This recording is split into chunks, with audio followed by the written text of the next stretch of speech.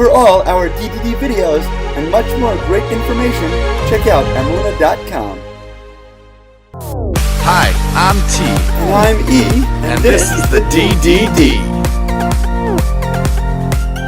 Great morning, holy brothers and sisters! Today we are in Zevachim, up to page number 7. And happy birthday to me, because I just turned 7. 7a3. Rava said achatas, a sin offering that one slaughtered for the sake of another type of chatas, is valid, but if one slaughtered it for the sake of an olam, a different type of offering, it is invalid, because the merciful one, God, said in his Torah, he shall slaughter it as a chatas and a sin offering, and in the first case, a chatas, a sin offering, was indeed slaughtered for the sake of a chatas, sin offering. The practical tidbit we could learn is when we do things, when we do actions, we should do them for the right reasons and not for the wrong reasons. We should make sure that we do things with the intentions we have for them and not for different intentions. So when we go into an action and we go into a deed or whatnot for someone or something, make sure to do it with the right, set, direct action. On 7a, the Gemara discusses that a korban toda, a thanksgiving offering, brought when a person survives a potentially life-threatening situation, is viewed as a korban shlamim, a peace offering, which is generally brought by an individual on a voluntary basis. But Rashi explains that it is somewhat obligatory, and in Parshas Tzav, he explains that there are 4 cases when one needs to bring it. One who traveled on the high seas and returned safely, one who traversed through the desert and safely reached his destination, one who was thrown in jail and then released, and one who was really sick and recovered. The need to bring this korban toda shows that sometimes one has a requirement to bring a choice offering. There is an obligation to volunteer something to Hashem. The Yad Ephraim on Shulchan Aruch Siman 1 explains that when a peace offering is listed in the daily sacrifices, it also includes the toda, the thanksgiving offering, as we mentioned earlier. Even though a toda is only brought because of experiencing a miracle, one who did not witness what he calls a miracle today still brings this daily offering. But why? Because every day is miraculous. Whoa! Did you hear that? An offering brought for miraculous occurrences is brought each and every day because each and every day is a miracle unto itself that we are witnessing. The Ramban at the end of Bo explains that all of Teva, all of nature is miraculous. And here are some wild examples in the wild. The peacock mantis shrimp throws a punch at 50 miles per hour to pull it, accelerating quicker than a .22 caliber bullet.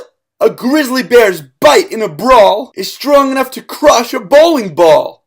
All clownfish are boys when they first hatch, and some turn into girls to make them a match. When an axolotl's arm gets ripped right off, they just grow a new one, at which one should not scoff. Anteaters just suck up their food that lies beneath because, believe it or not, they don't have any teeth. When armadillos that have 9 bands around give birth, identical quadruplets are found. If you ever feel like you're schluffing your life away, remember koalas sleep up to 22 hours a day. Instead of us waiting up to 6 hours between milk and meat, sloths digest slower. A whole week for fleischiks to eat. An octopus has scary arms that stretch far apart and has blood pumping strongly through all 3 of its hearts. Chameleons change color to hide in disguise, but also can move independently each of their eyes. If you want to find the heart of a shrimp to know where it's red, look up on top, because it's located in its head. When an elephant walks, it makes a loud thump, but it's still the only animal that can't jump. A rhinoceros's horn may give you a scare, but remember that it's all just made out of hair. An ostrich might look to you quite insane, especially when its eye is much bigger than its brain. Half of orangutans walk around with broken bones because they clumsily fall out of trees and smash on hard stones. So although we can look all around us to find really cool things, realize that even the most simplest ones in life are miraculous. Just because we get used to, dulled, and jaded by things which seem normal because they happen all the time, pause and reflect that even the birth of a baby is absolutely illogical and utterly miraculous. Rabbi Akiva Tatz explains that when a baby is inside a mother's womb, it has up to 20 conditions that would kill it instantaneously if it were outside in the real world. For example, a huge hole in its heart, collapsed lungs, and blood pouring out through a cord. But if a normal, already born baby was subject to being put inside the environment of a womb, it would be fatal as well. And just as a baby journeys out into the world, all these deathly conditions magically reverse in a matter of moments. God is absolutely amazing, and all His creations are no less spectacular. Recognize the miracles, give thanks for the miracles, then witness even more miracles.